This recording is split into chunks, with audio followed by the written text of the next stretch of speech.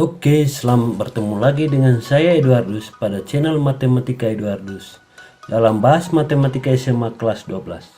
Apa kabar kalian semua? Semoga sehat selalu, rezeki lancar dan tetap semangat.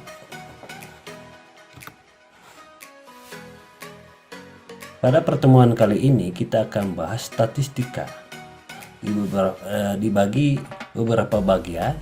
Yang pertama itu penyajian data ya. Bagian pertamanya adalah diagram garis, lingkaran, dan batang. Mari kita mulai. Baik. Sebelumnya jangan lupa subscribe, like, aktifkan loncengnya agar kalian menjadi yang pertama dapat menonton video-video terbaru dari channel Matematika Eduardus.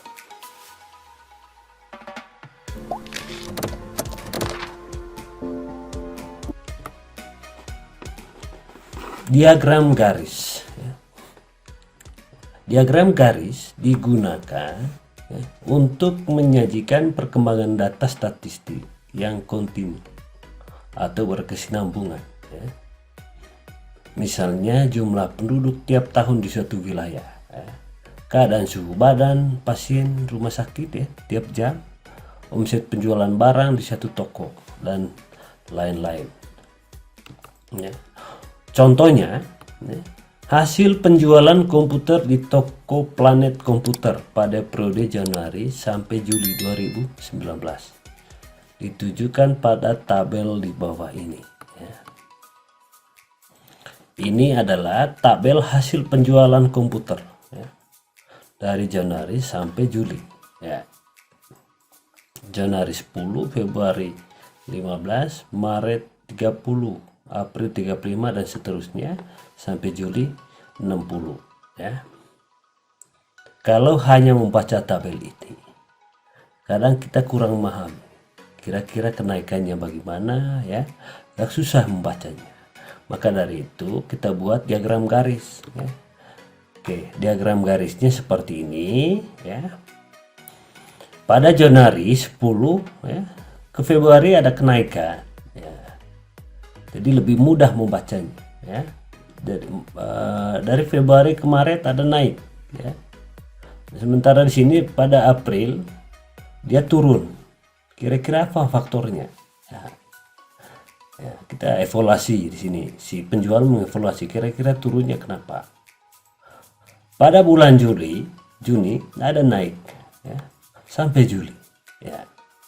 Jadi dengan membuat diagram garisnya ini ya, maka kita lebih mudah memahami, menganalisis penurunan penjualan dan kenaikan penjualan, dan bagaimana meningkatkan penjualan untuk tahap berikutnya. Jadi lebih mudah. Itu salah satu manfaat dari diagram garis. Oke, kita lanjut.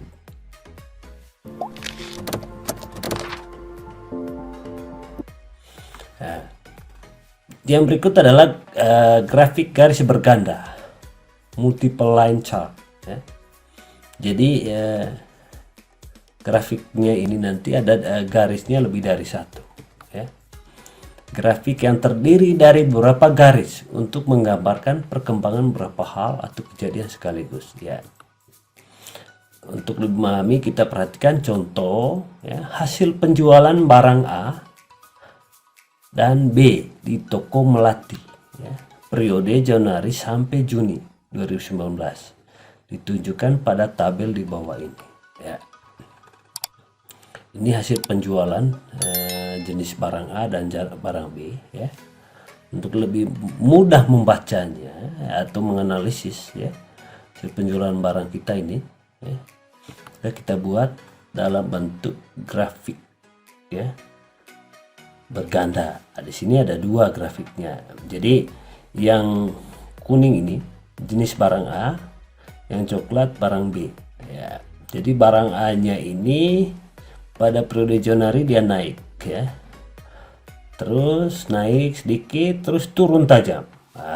Dari sini si penjual bisa menganalisis dari bentuk grafik ini, kira-kira pada bulan ini mengapa turun, berapa persentase penurunannya kita hitung. Terus pada bulan Mei naik jadi 50 ya, naik tajam. Kira-kira apa?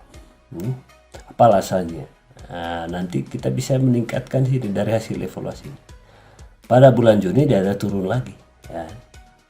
Sekarang barang B Januari naik ke Februari, naik pada bulan Maret, turun pada bulan April. Kira-kira apa ya? Apa penyebabnya turun ya? Kita analisis evaluasi ya. Terus ada naik, mungkin ini setelah diperbaiki kenaikan, mungkin dari penjualannya atau bagaimana dan sebagainya ya. Jadi pada bulan Juni dia naik ke 60 ya. Jadi lebih mudah untuk membaca ya, hasil penjualan barang kita di sini. Jadi ini cocok untuk pedagang ya, untuk yang berjualan, yang punya usaha. Oke, kita lanjut.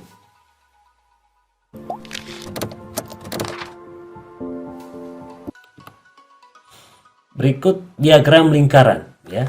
Diagram lingkaran itu bagaimana ya? Ya, diagram lingkaran itu bentuk penyajian datanya menggunakan sektor-sektor atau juring-juring ya dalam suatu lingkaran.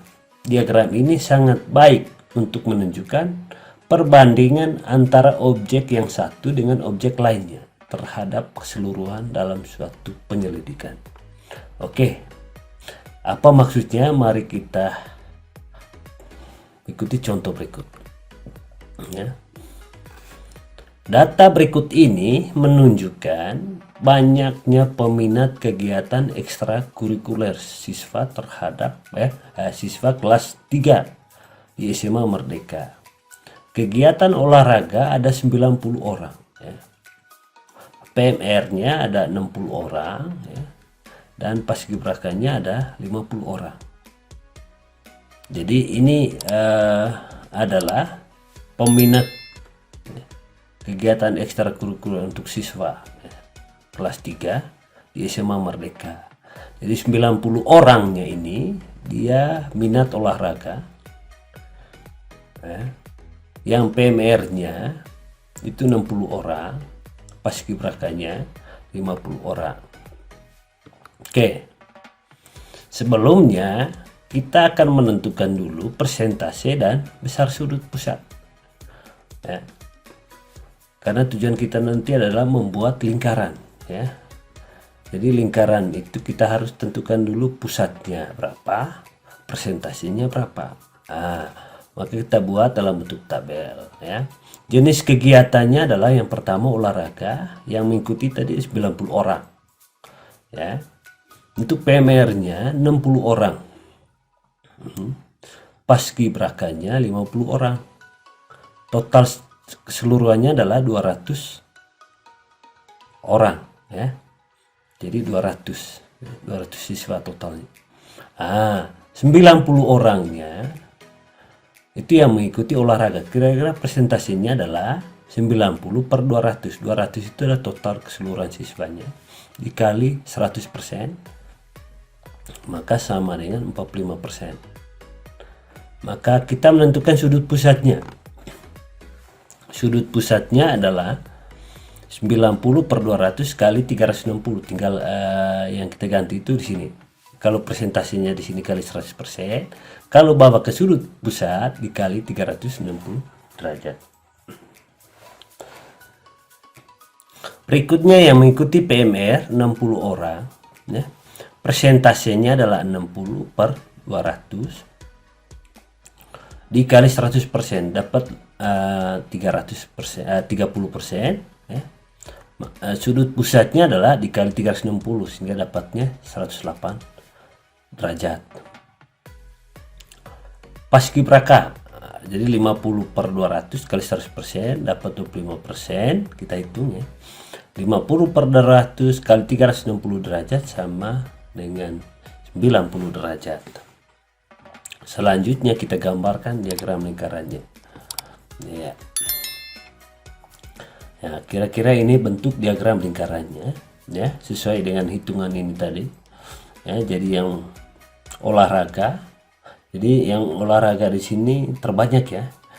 Jadi lebih mudah kita pahami. Jadi sektornya atau jurinya lebih banyak, ya, lebih besar ya.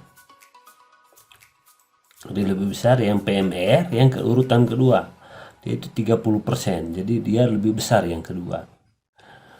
Yang paskibrakanya 50%, 25% ya. Ini. Jadi diagram ini lebih mudah kita membacanya. Ya. Oke, kita lanjut.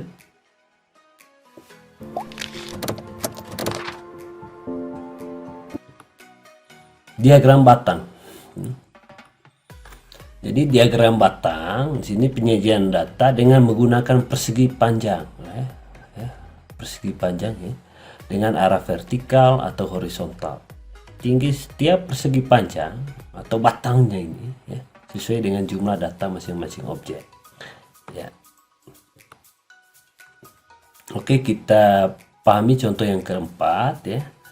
Tabel berikut menunjukkan banyak siswa di kota menurut tingkat sekolah pada tahun 2019 ya. Jadi ini tabel ini adalah banyaknya siswa di kota A ya menurut tingkat sekolah pada tahun 2019.